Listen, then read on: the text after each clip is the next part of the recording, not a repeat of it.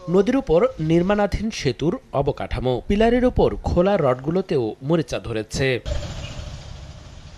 ফরিদপুরের সদর উপজেলার দড়ি কৃষ্ণপুর এলাকায় ভুবনেশ্বর নদীর ওপর ৬৯ মিটার দীর্ঘ সেতুর নির্মাণ কাজ শুরু হয় ২০২০ সালের নভেম্বরে। ২ বছরে এর কাজ শেষ হওয়ার কথা থাকলেও এখনো হয়নি। এতে নদী পারাপারে বিকল্প সড়কে কয়েক কিলোমিটার ঘুরে যাতায়াত করতে হচ্ছে স্থানীয়দের। এতে ভোগান্তি পোহাতে হচ্ছে অন্তত ১৫ গ্রামের বাসিন্দাদের। ফসল টসল আছে সম্পূর্ণটা আপনার এই ৬ কিলো রাস্তা ঘুরে আপনার এই জায়গায় নিয়ে আসতে হয়। আসে লোকজন কাজ নিয়ে আসে, এক কন্ট্রাক্টর আসে, বাঁশ নিয়ে আসে, গাছ নিয়ে আসে, রড নিয়ে আসে, সেই রডগুলো আবার ফেরত নিয়ে যাইতে হয়। মাঝে মাঝে সাঁকোটা থাকে, আবার এক সময় থাকে না, ভেঙে যায় বন্যার সময়।